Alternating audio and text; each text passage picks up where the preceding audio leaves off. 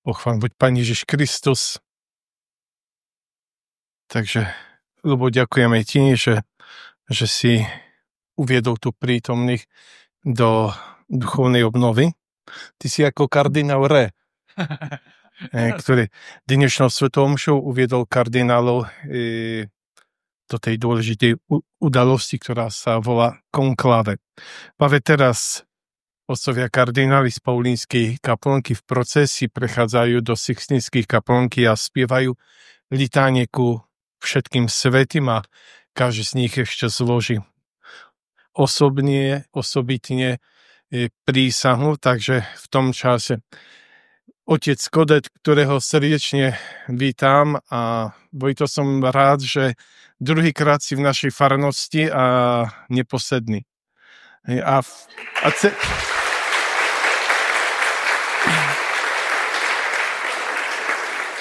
A celý čas dobre vyzeráš.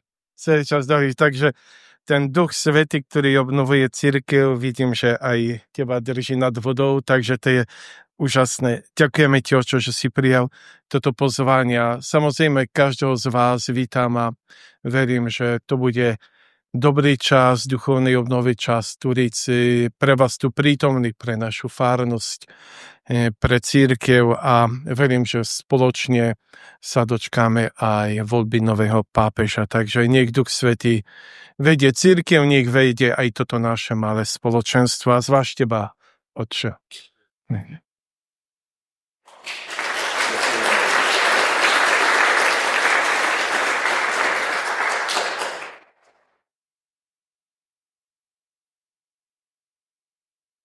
Taky děkuji za krásné chvály, děkuji za nádherné přivítání a taky za pozvání.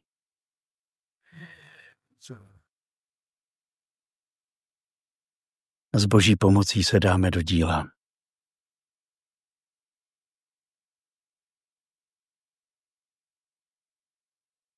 Otče drahý, chválím a velebím tě za dar tvého syna, kterého si nám dal. Za dar tvojí a jeho lásky, za dar Ducha Svatého, za vaši oběť pro nás, za tu touhu, se kterou si Otče chtěl s námi spojit svůj život a připodobnit nás svému synu.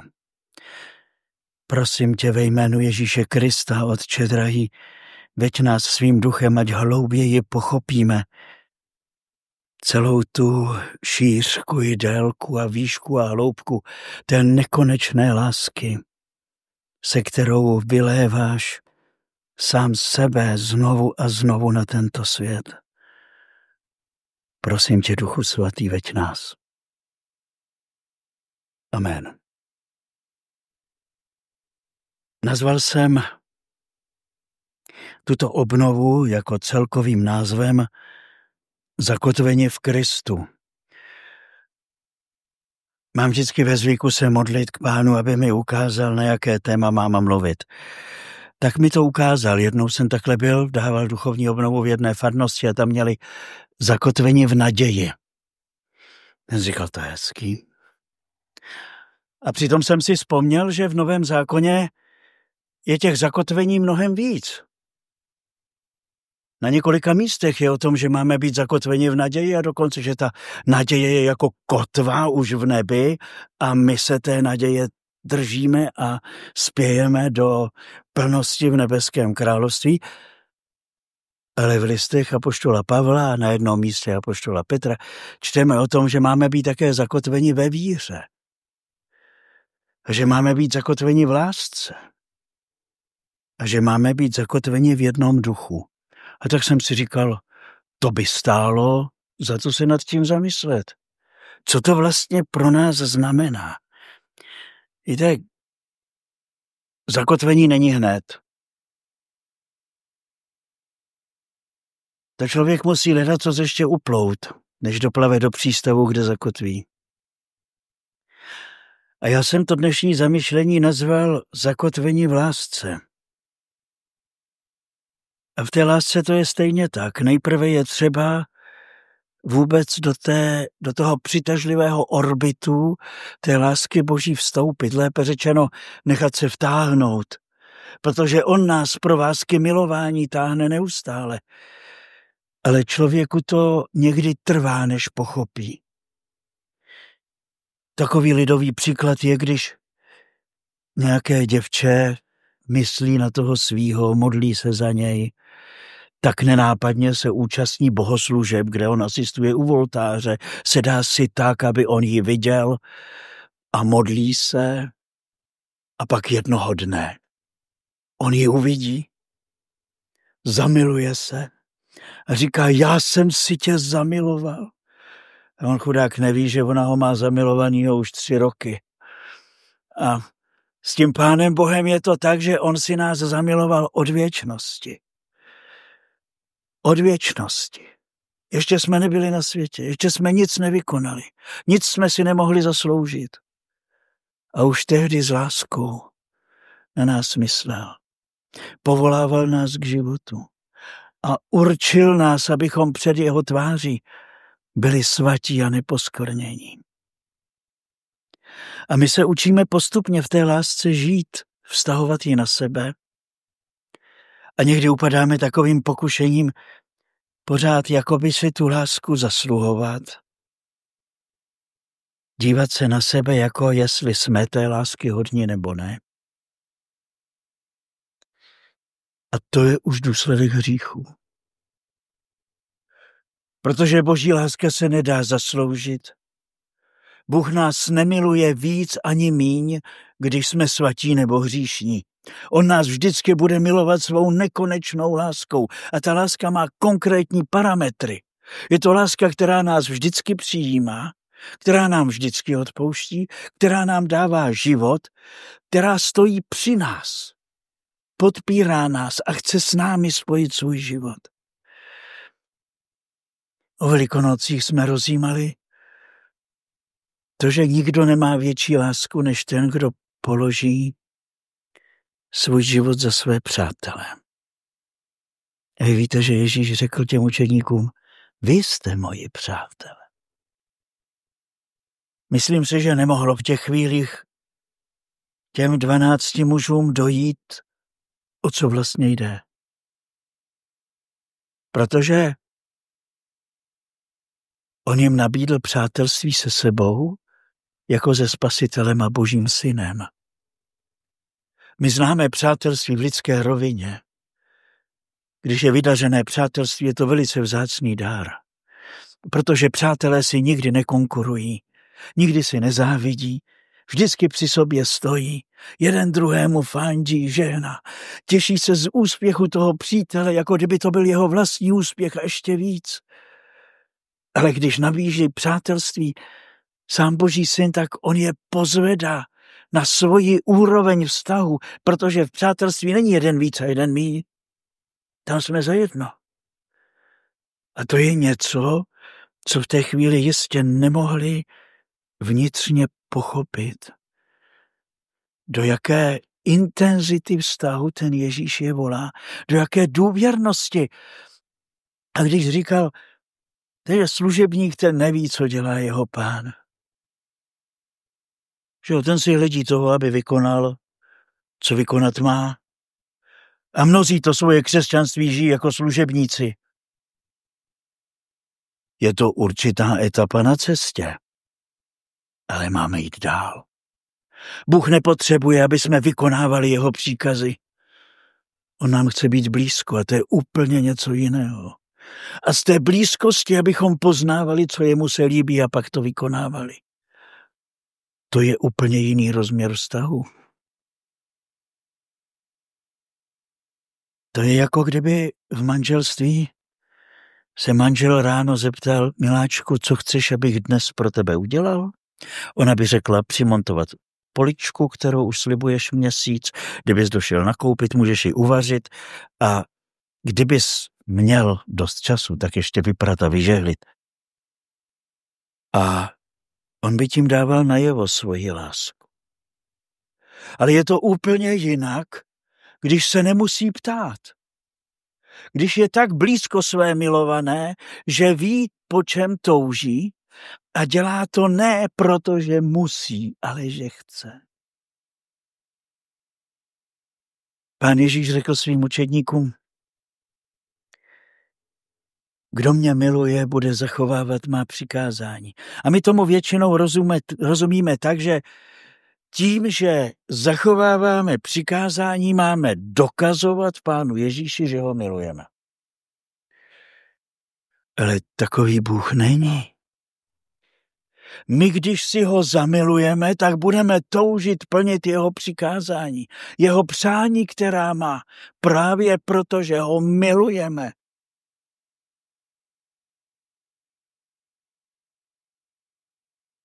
Také jsme rozjímali o tom, že ten Ježíš skutečně tu lásku projevil až do krajnosti.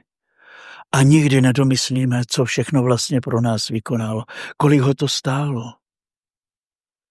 Znovu a znovu rozjímáme o Ježíšově utrpení, o jeho vydanosti, oddanosti Otci. O tom žít až úplně na hranu lidských, boholidských možností. Abychom poznali lásku, jakou má Bůh k nám a uvěřili jsme v ní. A cílem této lásky je, abychom v ní našli identitu, svoji identitu synů božích. A abychom se naučili milovat jako on. Pozvání, které nás přesahuje. Ale Bůh, ten nemá s námi malé plány, protože nás přijal za své děti a chce, aby jsme byli jako on. My jsme stvořeni pro vztah lásky s Bohem, i když to mnozí třeba i většinu života nevěděli. Ale ve chvíli, kdy jim to dojde a kdy jim to Bůh dá poznat, změní se jim svět. Protože najednou všechno má smysl. Všechno. Apoštol Pavel v 2. listě do Korinta v 5. kapitole napíše: Kristova láska nás má ve své moci. Tam je takové zvláštní slovo, které vyjadřuje vlastně, že nás poutá, že nás zachycuje. Nás, kteří jsme pochopili, že jeden zemřel za všechny a že tedy všichni zemřeli. A za všechny zemřel proto, aby ti, kteří jsou naživu, nežili už sami sobě, ale tomu, kdo za ně zemřel, i vstál. Člověku právě dojde skrze to poznání té Ježíšovy lásky, že nemám žít pro sebe. Obrovský vítězství. Ono je to ještě dlouhá cesta k tomu, než se to naučím. A samozřejmě tím zřeknutím se sebe začínáme každý den pro něj. Abychom žili pro toho, který si nás zamiloval a žili s ním. A to je to postupné žití v té lásce s ním, v té milovanosti, se kterou on nás si zamiloval. A Bůh chce, abychom s ním vstupovali do důvěrného vztahu každý den znovu. K tomu nás stále zve, protože jen tak budeme šťastní. A od nás to vyžaduje každodenní rozhodnutí. Uvěřit té lásce, že v ní je vlastně všechno. A že když se nechám milovat, že se nemusím ani bát, ani starat, protože on převezme všechno za mě. A my víme, že nás miluje jako nikdo, protože za nás položil život. My víme, že nás vykoupil, že vzal na sebe naše hříchy a už teď nám žádný hřích nepřičítá. To píše apoštol Pavel úplně jasně. Protože v Kristu nás Otec smířil se sebou a jedná s námi, jako bychom nikdy nehřešili. My samozřejmě víme, že hřešíme. Ale je důležité, když zhřešíme, aby jsme věděli, že máme u Otce přímluvce Ježíše Krista spravedlivého, abychom si ten hřích nechovali ani vteřinu. Protože všechny naše hříchy přibyl na dřevo kříže a ve vteřině, když mu ten hřích vydám, a nevím, jak to máte vy, ale já někdy vím, že hřeším, ještě jsem hřích nedokonal. Zvlášť, když jsou to hříchy slova. Začnu větu a vím, že je zle. a stydím se jako malej kluk. Po tolika letech života s Bohem vyslovím slova, která bych nikdy třeba o druhém neměl říct, jenom proto, že jsem dnes ráno nenačerpal dost lásky, kterou bych mohl dávat druhým. A nejen, že nám nepřičítá hřích, ale dal nám nový život, dal nám svého ducha. Stali jsme se v něm novým stvořením. Jsme děti Otce a dědicové, patří nám všechno. S oblibou říkám, když jsme vydali svůj život Kristu a stali jsme se syny božími, my nejsme žádní chudáci. My jsme synové království a tím králem je Bůh sám, Pán nebe i země. Co bychom ještě chtěli? Nic jiného už nám dát nemůže, když nám dal sebe. A apoštol Pavel píše, když nám dal svého syna, jak by nám s tím nedal všechno ostatní. Jenomže my se musíme naučit žít z toho obdarování jeho lásky. Naučit se koupat v té lásce. Jenomže my jsme postiženi tím, že jsme prožili v životě situace, kde jsme lásku čekali a láska nebyla. A když jsme zakusili zranění a kdy se nás někdo nedotýkal dobře a kdy o nás někdo hezky nemluvil a kdy jsme si museli jeho lásku zasluhovat a kdy jsme museli vykazovat nějaké hodnoty, aby jsme byli vzati na milost. A ztráceli jsme z očí toho, který jediný nás skutečně miluje čistou láskou. A kdykoliv ztratíme z očí, jak nás Bůh miluje, tak vždycky to skončí tak, že začneme brát svůj život do svých rukou. Stejně jako udělali Adam s Evou. My se učíme žít v té listotě lásky, toho pohledu. Když čteme evangelia, vidíte, jak Ježíš tím pohledem už ty lidi pozvedal, jak je tím pohledem hladil, jak jim vracel důstojnost, protože v tom pohledu byla síla jeho lásky. V jednom případě to dokonce máme napsané, a to je v Markově evangeliu, kde Marek píše v 10. kapitole o tom setkání s tím bohatým mládencem a říká tam, že Ježíš na něj s láskou pohleděl. A ten člověk ten pohled nesnesl. Sklopil hlavu a odešel. A důvod? Protože mu Ježíš řekl, co mu brání v životu v lásce. Že moc lpí na majetku. A on se přestal dívat do těch očí a za tím svým majetkem si odešel domů. Někteří exegeté se domnívají, že právě protože nám to zaznamenal jenom evangelista Marek, že možná to byl on, kdo se do těch očí díval. Protože ono není možné, když se setkáte s pohledem Božím, abyste na to někdy zapomněli. A my se učíme žít pod tím jeho pohledem, v jistotě té jeho lásky. A jeho láska k nám, ta není ovlivnitelná naším jednáním. To jsou naše staré mechanismy, že Bohu podsouváme něco, že se na nás zlobí, že nám něco vyčítá, že prostě nám odnímá lásku, aby jsme se polepšili. Kdysi jsem slyšel takový názor, že právě odnětí lásky je v té výchově velmi důležité, že ty děti si uvědomí, o co by mohly přijít. Tohleto opravdu Bůh nedělá. Bůh neumí přestat milovat. Miluje nás nejvíc, jak je ve své nekonečné lásce schopen. A kdo zakusí tuto lásku, tak touží na ní odpovědět. Protože to je nejhlubší touha našeho života, být milován a milovat. Jenomže my, když tu lásku neznáme, tak to nejde. A Jan píše, ale láska není z nás.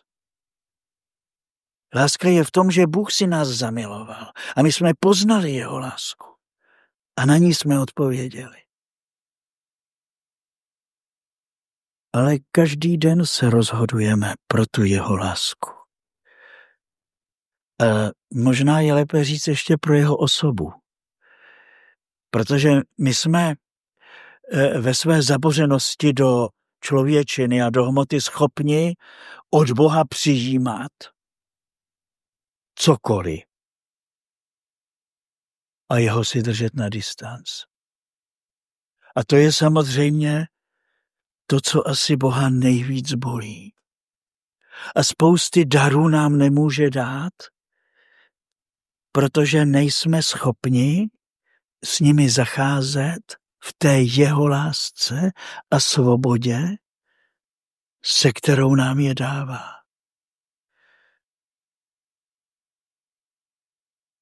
Bůh nás zrodil pro vztah. Ne pro nějaký náboženský život.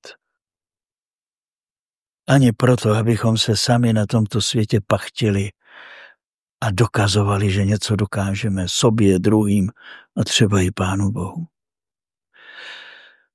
Existují takové dva základní způsoby, jak k sobě nepustit lásku Boží. Řekli byste si, to není možný. Když prostě někdo se s tou láskou setká, proč by ji k sobě nepustil?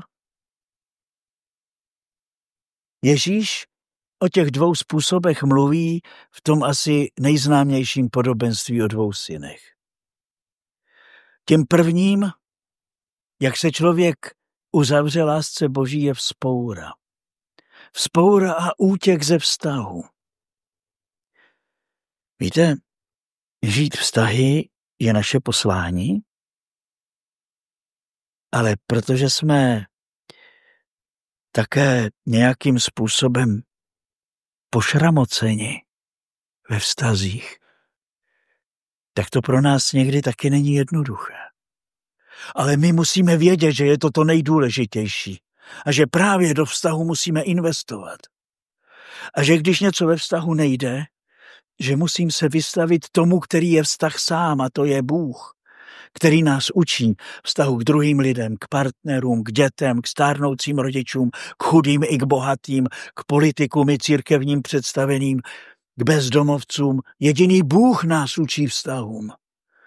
Ale když z nich budeme utíkat, tak utečeme i od vztahu s Bohem, protože Bůh má kolem sebe ty, kteří se mu otevřou, a víte, že častokrát to v tom evangeliu byli lidé, kterým ti nejzbožnější a nejchytřejší pohrdali. Proto jim Ježíš vykládal to podobenství o těch dvou synech. Protože mu měli za zlý, že stoluje s hříšníky, jí s nimi, chodí do jejich domů, věnuje se jim, on je snad má rád.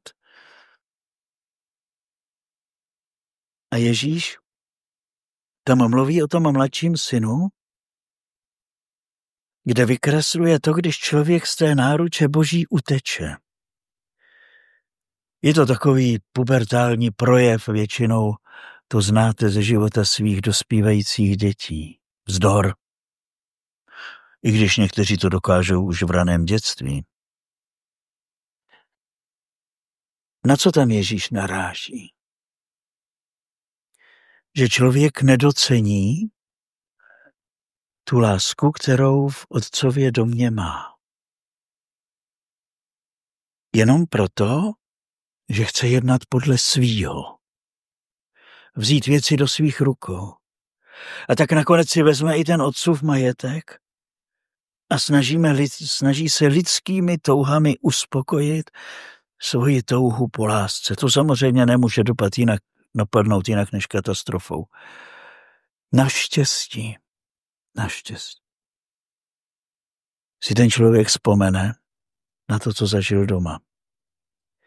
Víte, jak je důležité, abychom měli aspoň sebe menší zkušenost s čistou láskou. To je jedno, jestli to byla babička, dědeček, jestli to byl pan katecheta, jestli to byli rodiče, jestli to byl kdokoliv.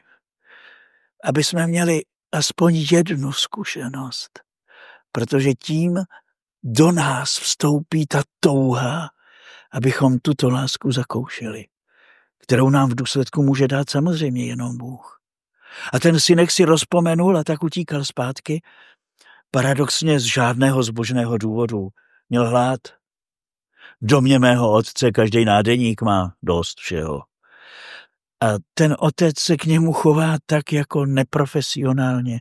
Já si myslím, že by propadl prostě z katechetiky a pedagogiky a že by ho nepustili prostě do výchovných procesů, protože on mu vůbec nic nevyčítá, on mu nedává žádný mantinely, on prostě jako jedná naprosto nerozumně.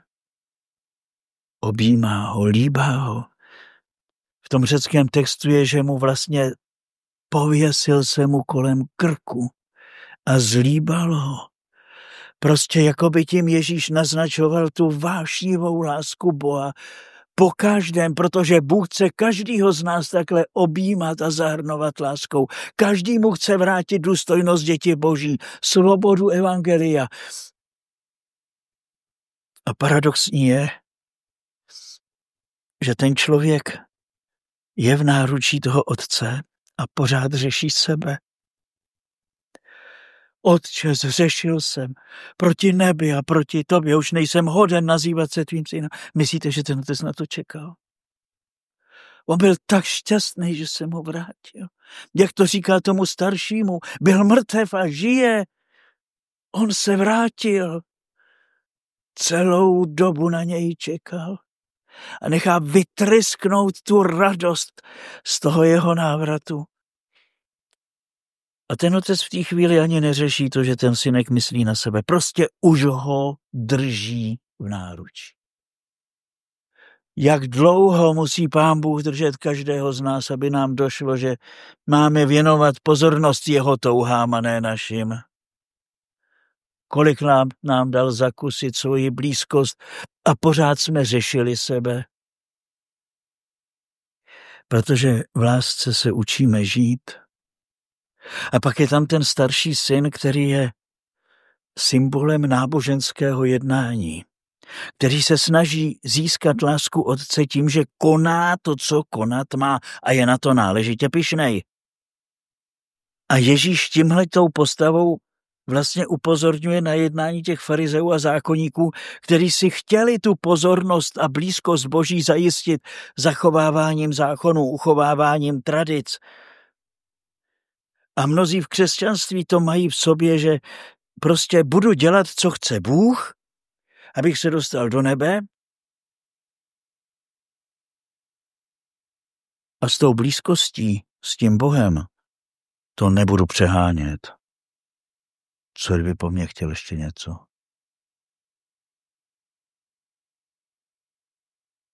A tak se mnozí okrádají o blízkost Boha a o ten obrovský dopad jeho lásky na náš život jenom tím, že se uzavřou do svého náboženského světa. A víte, podle čeho se to pozná? Že nás život s Bohem unavuje. Unavuje modlitba, unavuje chození do kostela. Měl bych si přečíst evangelium, pan farář říkal, aspoň v sobotu večer. Taky bych měl jít ke zpovědi. Věď, Mařenko, už jsem nebyl 2 měsíce, 3 měsíce jsem nebyl Františku. Tak běž, pan farář zpovídá. To se mi nechce. To nás usvědčuje. Protože když žijeme ve vztahu lásky, tak toužíme s Bohem být a samozřejmě i naslouchat jeho slovu. V důvěrném vztahu rozhovoru, v modlitbě, která není odříkáváním, ale nasloucháním a sdílením, která je přebýváním od srdce k srdci, tak jako toužíme být s milovanou osobou, kdy se nedíváme na hodinky a nepočítáme, jak dlouho už jsme tomu věnovali a co všechno jsme odříkali. A toužíme samozřejmě se s ním setkat i v tom tajemství Eucharistie, kdy se nám dává za pokrm v tom nejdůvěrnějším společenství s ním, které nás proměňuje v něj. A když jsme neseni tou láskou, tak je to pro nás touha, radost, to, co ovlivňuje pak všechno ostatní v našem životě. Každé náboženství nám nabízí iluzi zaslouženého přijetí. a je velmi lacinou náhražkou života v Bohu. Bůh nás touží vtáhnout do vztahu, který změní náš život. A změna může jedině ze vztahu pramenit. My se nezměníme tím, že se budeme zapírat, postit, pravidelně neseme řád. Samozřejmě, abyste neříkali, Kodet byl proti jakýmukoliv řádu, takže maminko, vstávám zítra v 11.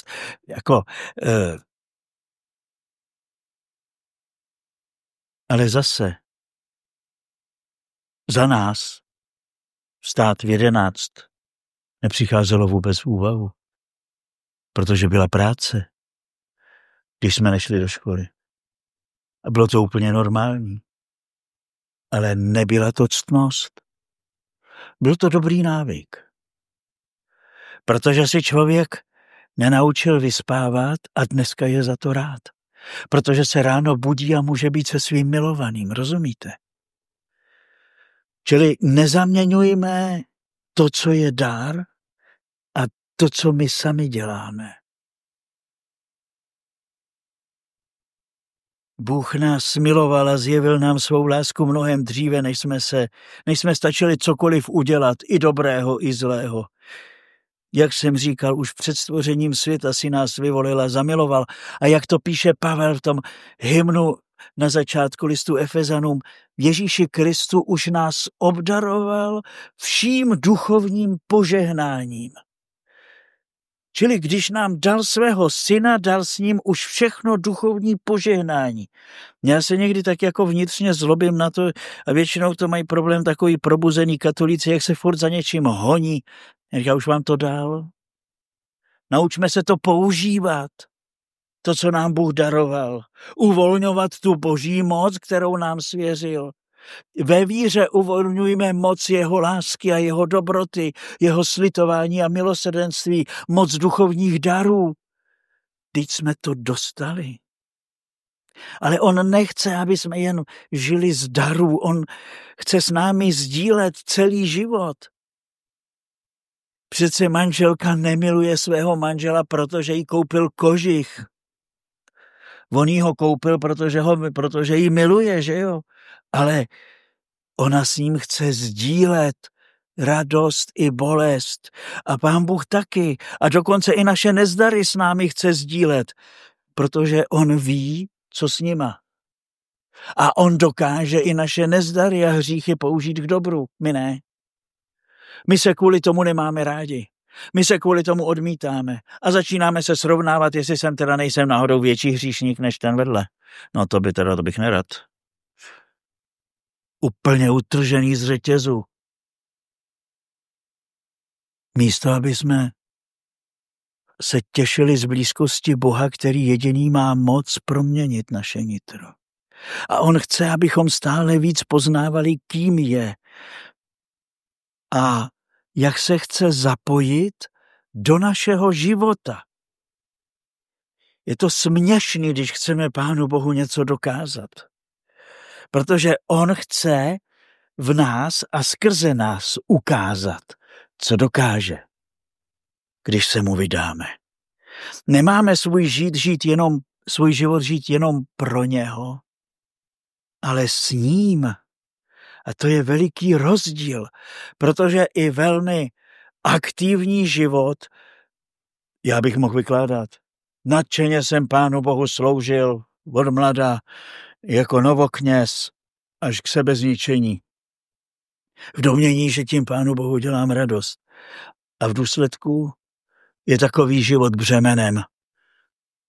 A časem přestanete mít rádi lidi, nebo aspoň to na vás začne útočit, že už vám lezou na nervy. Že přece jste taky člověk a taky musíte mít chvíli si odpočnout.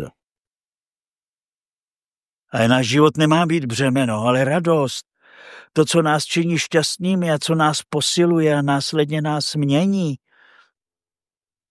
Nehledě na to, že když klademe důraz na to, co děláme a na svůj výkon, a bohužel v té mentalitě jsme většinou byli vychováni, tak se furt motáme kolem sebe.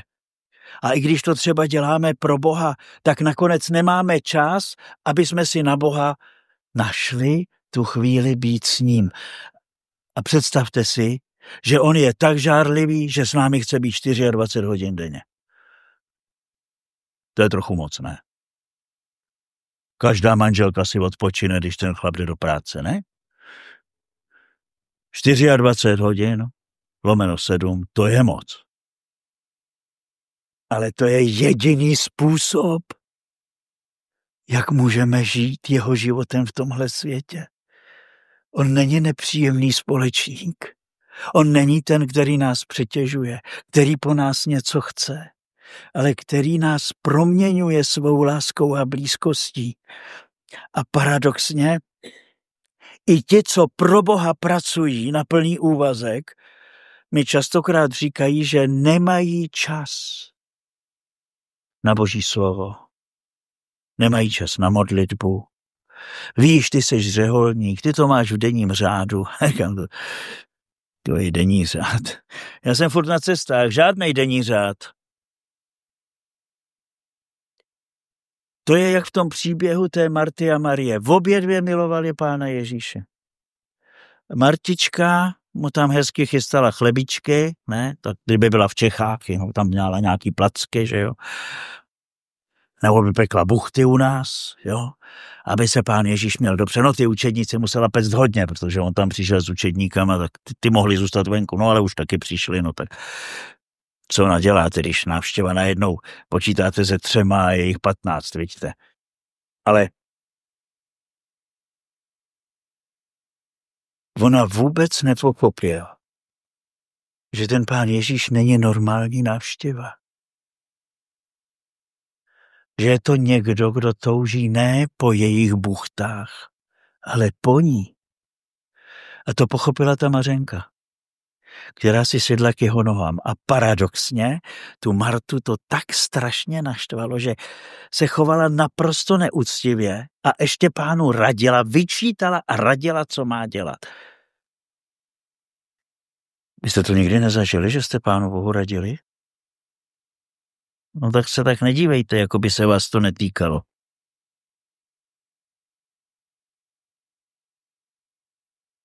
Někteří to evangelium vykládají, že jsme rádi, že v té církvi máme i ty Marty, i ty Marie, protože kdyby všichni byli Marií, tak by se nic neudělalo a tak jako... To je naprostý nepochopení toho evangelního textu. Všichni máme být Marií, aby jsme pak mohli dělat to, co chce Bůh, konat v nás a skrze nás. A nedělali jsme nesmysly a neubližovali nevinným a neposuzovali se mezi sobě. Každý, kdo klade důraz na svůj výkon, se srovnává s druhými. A není synem, ale otrokem. Je tím, který nežije z lásky, ale z ocenění sebe sama. Každý den se nás Pán ptá, jestli chceme být s ním, jestli chceme konat s ním, jestli ho chceme nechat, aby konal skrze nás. U nás existuje, já nevím, jestli na Slovensku taky, takové ateistické přísloví. Člověče, přičiň se, Pán Bůh ti požehná. To s křesťanstvím nemá nic společného. Protože v křesťanství je to obráceně. Nech Boha jednat. A nebudeš se nudit. Protože on bude konat skrze tebe takové věci, že budeš jenom žasnout. Je důležité, abychom stále hlouběji poznávali, kdo je to Ježíš. A poznávali tu hloubku jeho lásky. Pavel píše, že ve srovnání s poznáním Ježíše Krista a ve srovnání s tím, že s ním mohl spojit svůj život, je všechno brak. Že to vůbec nemá cenu, nic na světě nemá cenu. A modlí se za to, aby tohle bylo v listě Filipanu a v listě Efezanům se modlí za to, aby jim to došlo těm Efezanům, co všechno Bůh pro ně připravil. Protože my potřebujeme na to, aby jsme pochopili, jaký je Bůh, my potřebujeme zjevení samotného Boha. Nikdo nezná Otce než Syn a ten, komu to syn chce zjevit. A on chce zjevovat, jak dobrý je Bůh. A otec nám zjevuje, jak dobrý je syn, ale my se musíme vystavit tomu zjevení, čili naslouchat tomu slovu Božímu, které mluví o tom, jaký je Bůh. A kým jsme my a pro co jsme určeni, co je naše identita, abychom nemárnili svůj život tím, že si furt něco dokazujeme. Jde o poznání jeho lásky, té lásky bez hranic a bez podmínek. Ve 3. kapitole Efezanům Pavel píše: proto poklekám před Otcem, od něhož pochází každý nebeský i pozemský rod. A prosím, aby se pro bohatství Boží slávy ve vás jeho duchem posílil vnitřní člověk. Jo, aby jsme neupřednostňovali právě ty buchty před tím vztahem. A aby Kristus skrze víru přebýval v našich srdcích. A tak, abyste zakořeněni a zakotveni v lásce, že tady máme to zakotvení v té lásce, že musíme v té lásce postupně růst, až zakořeníme. Kdo něco pěstujete, tak víte, že to není hned. A stejně tak není hned to zakotvení. To je, až teprve poznáme ten jediný pravý základ našeho života. A to je Ježíš Kristus. Zakotvení v lásce. Mohli spolu se všemi bratřími pochopit, čím to začíná, co je skutečná šířka i délka, výška i hloubka. Poznat Kristovu lásku, která přesahuje každé poznání. A dát se prostoupit vší plností Boží. Chápete, že naše poslání, aby jsme byli plni Boha? Já už před mnoha lety jsem někde četl, že nějaký světec umíral v radosti Ducha Svatého, tak od té doby za to prosím. Říkám si, abych byl tak rád. Kdyby v tom okamžiku, kdy mě Pán povolá, prostě ten Boží duch už se do toho těla nemohl vejít a tak to tělo tady nechá. Rozumíte? Prostoupení vší plností Boží skrze tu lásku Kristovu. Toto poznání dává Bůh každému, kdo o to stojí. Znovu opakuji, Bůh miluje všechny bez rozdílu, bez ohledu na to, jak svůj život zvládáme nebo nezvládáme. Ale záleží na tom, jak o tu lásku stojíme. A jak jsme vděční za to, co pro nás Ježíš vykonal. To není samozřejmost. A učíme se tu lásku přijímat. Víte, jsou lidé, kteří teoreticky to vědí a milovat se nedají. Mají strach. V lidské rovině tomu snadno rozumíme, že někdo se bojí někoho blízkého pustit víc k sobě, ale u Boha se bát nemusíme. Ten nezničí naši identitu, ten ji naopak vytvoří. Ten nás vnitřně posílí, postaví na nohy. Musíme tu lásku se naučit přijímat. Ale samozřejmě s tím souvisí taky to, že ta láska, ty projevy té lásky Boží nejsou vždycky identický s tím, co já si přeju. Protože Bůh ví, jakým způsobem mě lásku projevit. Teď čteme ta velikonoční evangelia, několikrát jsme slyšeli v Janově evangeliu, jak Jan o sobě mluví jako o učedníkovi, kterého Ježíš miloval.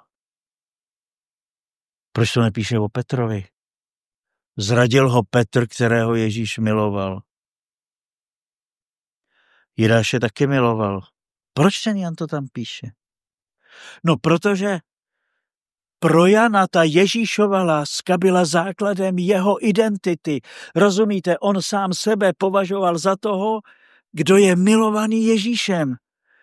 A Bůh chce, aby každý z nás, když se tě v noci někdo zeptá, kdo jsi, milovaný učedník Ježíše Krista, milovaný syn nebeského Otce. To je moje identita, bez ohledu na to, co mám za sebou, kolik zvládám, protože už toho moc nezvládám, jak moc hřeším, to je úplně jedno. Milovaný učedník Ježíše Krista. On pochopil, že to je základ jeho života. A na tu lásku odpověděl. Ta identita vyrůstá právě z té přijaté lásky Boží a to nás uschopňuje odpovědět na tu lásku. A také je to, všimněte si, že ten učedník Jan první uvěří, první vidí toho Ježíše, že jo, když tam pán Ježíš na břehu toho Genezareckého jezera tam říká, hoďte síť na pravou stranu lodi, tam ryby najdete. A Jan říká, pán je to. Protože miluje. Láska otvírá oči. Otvírá uši, abychom slyšeli slova lásky. Láskou roste touha. Láska Boží z nás snímá strach. Vyhání strach, píše Jan.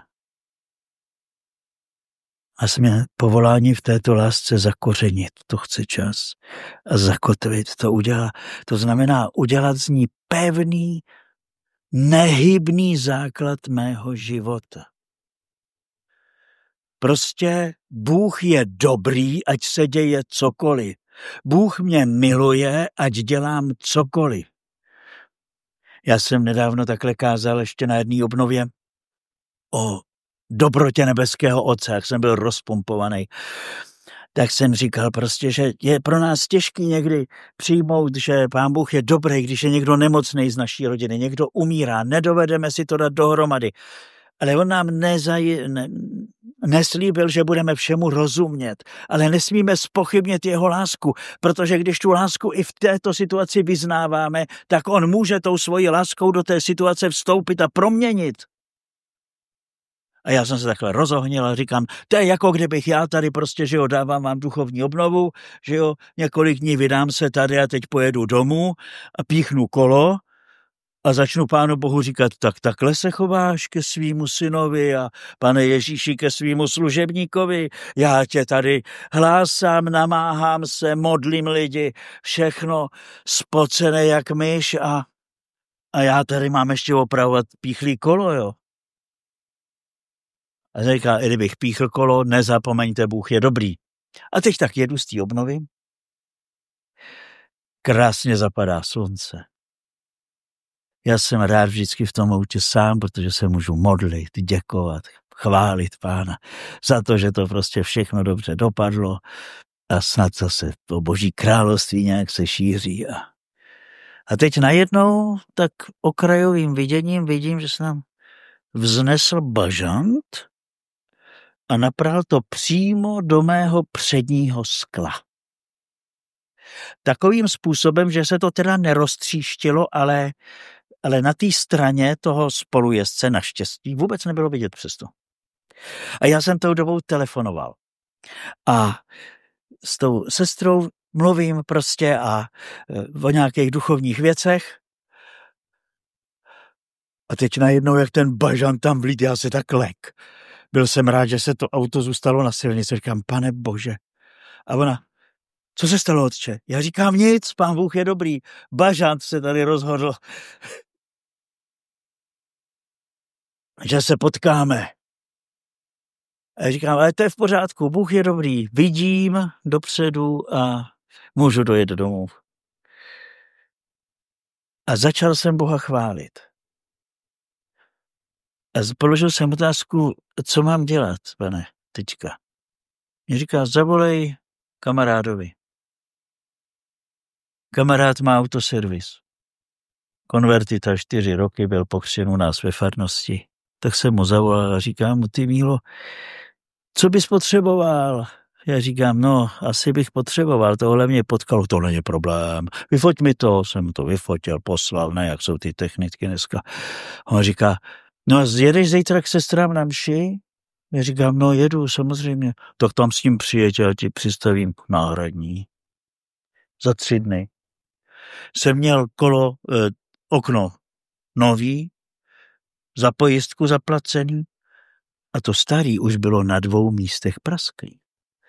Takže Pán Bůh to věděl, že když tam bude bažant, že je to projev jeho lásky, rozumíte? Ale člověku to musí dojít tím, že tu lásku nikdy nespochybní. A pak má otevřený oči jako ten Jan, aby ji viděl. Odkud víme, že nás Bůh miluje? No, ze slova Božího, že jo? Proto se jí musíme sytit. A ze slova Božího taky víme, co všechno pro nás Bůh vykonal v Ježíši Kristu. A to nás stále znovu vede k vděčnosti, ke chvále, k úžasu. Já mám tak rád ty chválové písně, ve kterých toho Boha oslavujeme jenom proto, že je a že je dobrý a že je veliký. To se úplně nadechuje naše duše, protože to je pravda. A my jsme jeho. A my tak stále více do té lásky noříme, aby jsme v ní jednou byli zakotveni. A aby jsme měli tu jistotu, kterou měl Ježíš jako milovaný syn. Víte, jak to zaznělo nad Ježíšem napřed, že jo, při křtu v Jordánu, pak nahoře proměnění. Myslíte, že to pán Ježíš potřeboval slyšet? Já doufám, že jo. Že mu to udělalo radost, stejně jako já, když slyším, ty jsi můj milovaný syn, Vojtěchu. V tobě mám zalíbení. Úplně se to rozleje, ne? V tom nitru. Ale hlavně to potřebovali slyšet jeho učedníci. Protože Ježíš do toho Jordánu vstoupil s našimi hříchy. A to nebe nad ním se otevřelo pro nás. A ten Duch Svatý, který se stoupil na Ježíše, ten mu byl dán proto, aby ho mohl dát nám. A abychom my nikdy nespochybnili, že jsme jako on, synové v synu, jak píše Pavel, že jsme milované děti Boží a že Bůh v nás má zalíbení. A ta největší touha Božího srdce je, aby s námi mohl být úplně jedno. Znovu připomínám, problém nejsou naše nedokonalosti, ale náš nezájem. Nezájem o Boha, o to, co vykonal, a ty víc dát nemohl.